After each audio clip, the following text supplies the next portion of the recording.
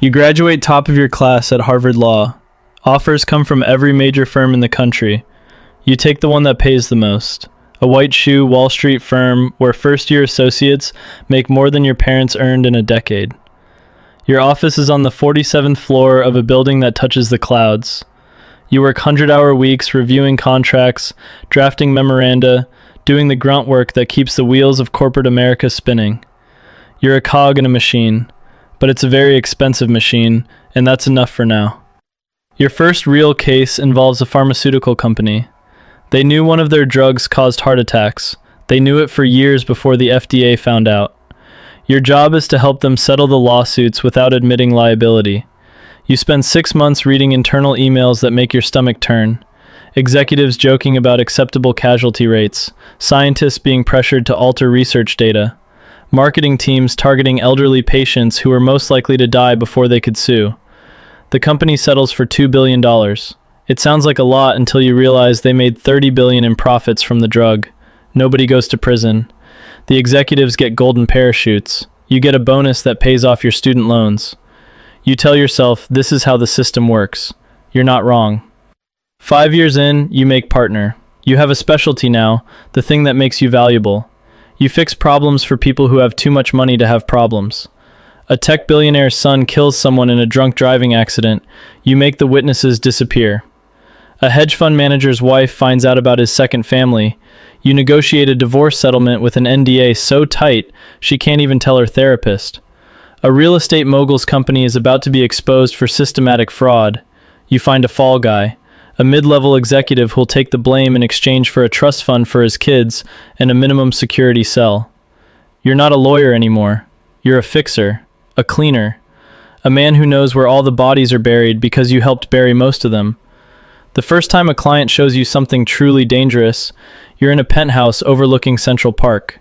The client is a media mogul, owns newspapers and television stations and half the billboards in America. He's being blackmailed. Someone has photographs, videos, documents that would end his career and probably his freedom. The material involves children. You don't look at it directly. You don't need to. You understand what he's asking you to do. Make it go away. Make the blackmailer go away. Make sure no one ever knows. You should refuse. You should report him to the police. You should do what any decent human being would do. Instead, you ask for your retainer up front. $3 million, non-refundable. He doesn't blink. The problem disappears within a month.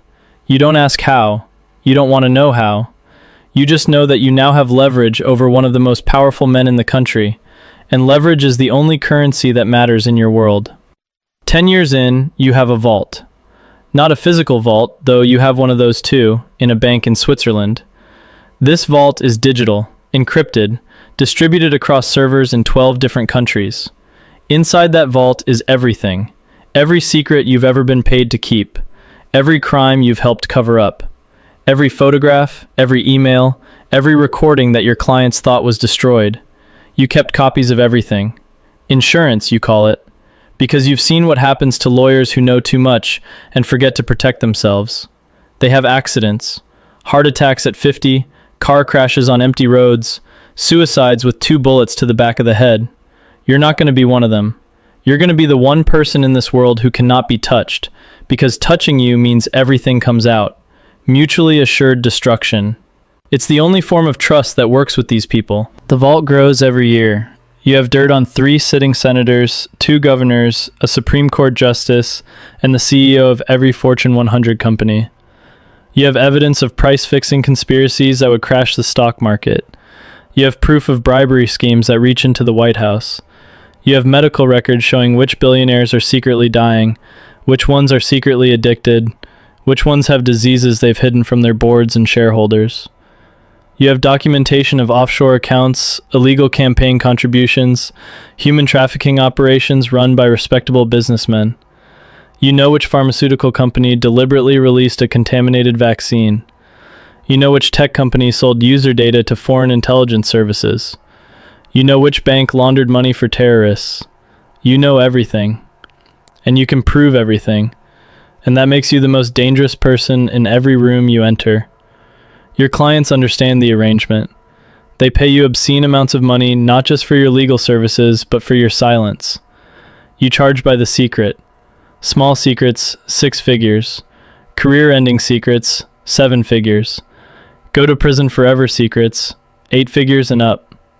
You've made more money in the last 5 years than most law firms make in a decade.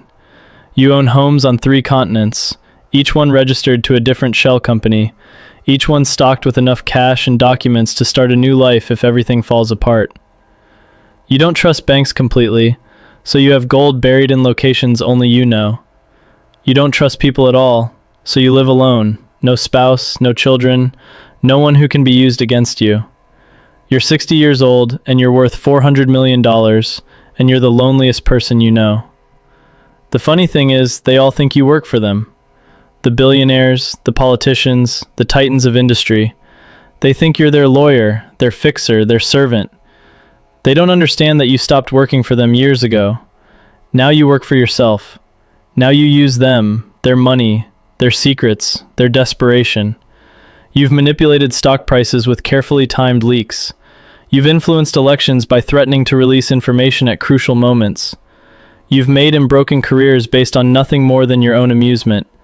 You're not playing their game anymore. You're playing a game they don't even know exists.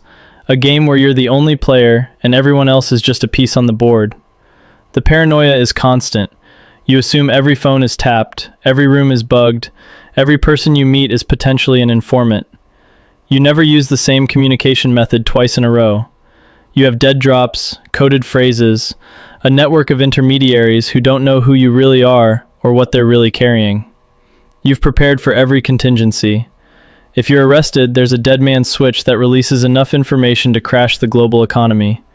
If you're killed, the same thing happens, delayed by 72 hours to make sure it's really you. Nobody knows about the switch except you. That's the point. You're untouchable because killing you would be worse than letting you live. But lately, you've been wondering if any of it matters. You're 60 years old. You have no one to leave your money to. You have no legacy except the secrets you've kept and the crimes you've enabled. When you die, your vault will open, and the world will see what you've seen, and they'll call you a monster. They won't be wrong. You've helped murderers escape justice. You've protected predators. You've watched innocent people suffer because suffering was profitable for your clients. You told yourself you were just a lawyer, just doing your job, just working within the system. But the system is a lie you told yourself so you could sleep at night, and you haven't slept well in 20 years. One day, maybe today, maybe tomorrow, you're going to make a different choice. You're going to take everything in that vault and give it to journalists, prosecutors, law enforcement agencies around the world. You're going to burn it all down, not because you found your conscience, not because you want redemption. Those things don't exist for people like you. You're going to do it because you can, because you're bored, because you spent your whole life accumulating power, and the only interesting thing left to do with power is to use it in the most destructive way possible. You're going to watch the world scramble to deal with the fallout. You're going to watch billionaires turn on each other like rats on a sinking ship. You're going to watch the whole rotten system collapse under the weight of its own secrets. Or maybe you won't. Maybe you'll die in your sleep, and the dead man's switch will activate, and the world will never know you existed. Maybe one of your clients will find a way to get to you, despite all your precautions. Maybe you'll just keep going, year after year, collecting secrets and cashing checks, until there's nothing left of the person you used to be. You finish your scotch and look out at the city lights. Somewhere down there, a young lawyer is billing their first 100 hours, dreaming about partnership, about money, about success. They have no idea what they're getting into. They have no idea that every case, every client, every dollar comes with a cost. They'll learn. Everyone learns eventually. Your phone buzzes. Another client with another problem. Another secret that needs keeping. You take the call.